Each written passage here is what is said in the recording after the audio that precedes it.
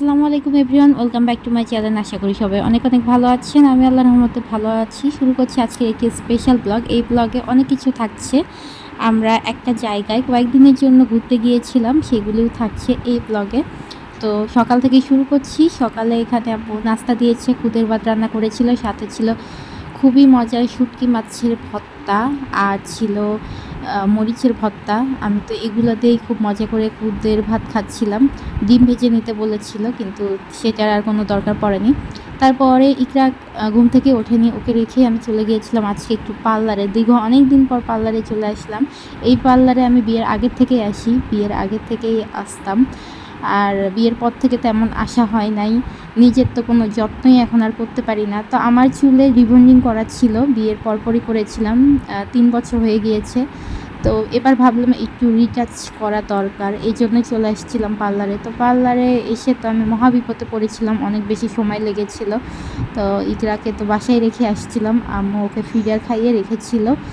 তো বাসায় আস্তে আস্তে সন্ধ্যা হয়ে গিয়েছিল, চুল আবার মানে রিবন্ডিং করা হয়েছে।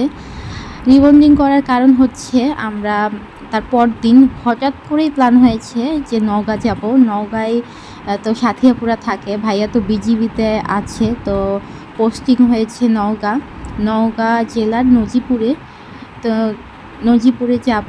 অনেক দিন থেকে ওরা বলছিল যেতে, কিন্তু সময় করে উঠতে পারছিলাম না।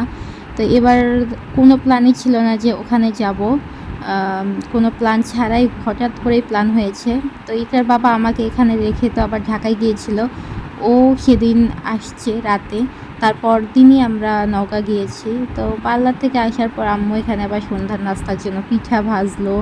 দেন আমি একটু কাপড় চোপড় গুছিয়ে নিচ্ছিলাম, যেহেতু বাচ্চা নিয়ে কোথাও যাব, ওখানে গেলেও তো 2-4 দিন থাকা হবে। তারপরেও অনেক কিছু গুছিয়ে নিতে হচ্ছে। আমার জামা আয়রনে দেওয়া ছিল, সেগুলো আব্বুকে তাড়াতাড়ি নিয়ে আসতে বললাম। 2টা জামা বানাতে দেওয়া ছিল দর্জির কাছে, সেখান থেকে ওগুলো তাড়াহুড়ো করে নিয়ে আসলাম। তো সব মিলে খুবই প্যারা খাচ্ছিলাম। তারপর দিন আমরা চলে আসি নওগাঁ। এই তো চলেও আসছি। আসার সময় কোনো ভিডিও করতে পারিনি, খুব ব্যস্ততার মধ্যেই ছিলাম। তা আসার পর আমরা একটু ফ্রেশ হয়ে নিয়েছি, সবাই গোসল করে নিয়েছি। আসতে অনেকটাই সময় লেগেছে, কারণ আমরা তো রাস্তা চিনতাম না, এই জন্য আসার সময় একটু সময় লেগেছে, 3 ঘন্টা সময় লেগেছে। তা আসার পর বাচ্চারা খেলাধুলা করছে অন্যান্য রুমে, তা আমি একটা রুমের ভিডিও নিয়ে নিলাম। এদিকে খাবারও দিয়ে দিয়েছে, সন্ধ্যার পরপরই খাবার দিয়ে দিয়েছে, আমরা তো যেতে যেতে সন্ধ্যা হয়ে গিয়েছিল। তো এখানে খুব মজার মজার খাবার ছিল, কলিজা ভুনা ছিল, তারপর ভুড়ি রান্না করেছিল, তারপর ডাল, মাছ, এগুলো ছিল। আমরা খুব মজা করে খেয়েছি। তারপর রাতের বেলা বের হয়েছিলাম আমি বাহিরে, ক্যান্টনমেন্টের দিকে আসছিলাম। ভাইয়াদের হচ্ছে ক্যান্টনমেন্ট থেকে বাসা একদমই কাছে, 1 মিনিটও লাগবে না, রাস্তার এপার আর ওপার, খুবই কাছে বাসা। তো বাহিরে গিয়ে আমরা একটু খাওয়া দাওয়া করলাম, আইসক্রিম খেলাম, একটু ঘুরলাম ফিরলাম। তারপরে রাতের দিকে বাসার ভিতরে আসলাম। বাসায় আসার পর আবার ভাইয়া লাচ্ছি বানালো। তো সেদিন একটু গরমই ছিল, সেদিন রাত থেকে প্রচণ্ড বৃষ্টি, গরমটা শেষ হওয়ার সাথে সাথে বৃষ্টি শুরু হয়েছিল।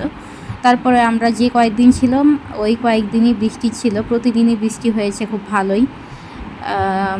এরপর বাচ্চাদেরকে আমরা ঘুমিয়ে দিলাম। ঘুমানোর পরে আমরা আবার একটু আড্ডা দিচ্ছিলাম, এখানে মুড়ি মাখলো ওরা, তারপর কোক খাচ্ছিলাম।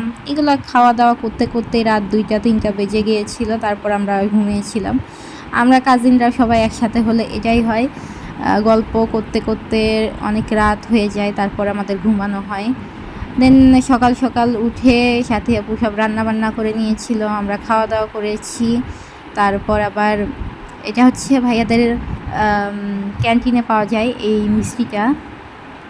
তো সেই মিষ্টিটা অনেক বেশি মজার, মালাইকারি মিষ্টি বলে।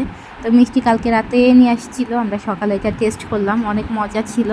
তারপরে আবার আমরা ঘুরতে বের হলাম। ভাইয়া ছুটি নিতে চেয়েছিল, কিন্তু পুরোপুরি ছুটি পায় নাই, অনেকটাই সময় দিয়েছে আমাদেরকে, সকালবেলা তারপর বিকেলে, যেহেতু বাসা কাছাকাছি তো একটু সুযোগ পেলে চলে আসে। তা আমরা আজকে যাব হচ্ছে আলতা দিঘি। আলতা দিঘি ভাইয়াদের বাসা থেকে প্রায় আধা ঘন্টা লাগে যেতে। এই যে অটো যায়, তারপর এই টাইপের গাড়িগুলো এগুলো যায়। তো আমরা গাড়িটা রিজার্ভ নিয়ে নিলাম, এরপরে আমরা বের হলাম। তো আমরা যাওয়ার আগে শাকিল ভাইয়াতেও বলেছিলাম যে আমাদের সাথে যেতে, কিন্তু কিছু প্রবলেমের কারণে আমাদের সাথে যেতে পারে নাই। আজকে ওরা আবার আসবে। আমরা একদিন আগে গিয়েছি, ওরা একদিন পর আসবে। ওরা এর আগেও এসেছিল, আসার পরে ঘুরেছে, আলতাদিঘিতে গিয়েছে। তাই আমরা চিন্তা করলাম আলতাদিঘিতে আমরা নিজেরাই যাই, তারপর ওরা আসলে অন্য জায়গায় যাওয়া হবে। তা আমরা অনেক মজা করতে করতে যাচ্ছিলাম। আকাশটা অনেক মেঘলা ছিল, এই বৃষ্টি আসবে আসবে অবস্থা, টুকটাক বৃষ্টিও পড়ছিল। তো এরকম আবহাওয়ায় ঘুরতে আসলে ভালোই লাগে। আর রাস্তার পরিবেশ তো দেখতে পাচ্ছেন, দুই পাশে ছিল তাল গাছ, যত দূর চোখ যায় দুই পাশে তাল গাছ ছিল। তারপর সাইড দিয়ে তো জমি ছিলই, অনেক ভালো লাগছিল, বাতাস ছিল অনেক। তা আমরা এরকম পরিবেশই চাচ্ছিলাম। ওরা তো আমাদেরকে অনেক দিন আগে থেকেই যাওয়া যাওয়া বলতেছিল, বাট গরমের কারণে আমি কোথাও যেতে চাই না। তীব্র গরমের পরে এই যে বৃষ্টি শুরু হয়েছিল কয়েকদিন, তো এরকম সময়েই যাওয়া পড়েছে, অনেক ভালো লেগেছে।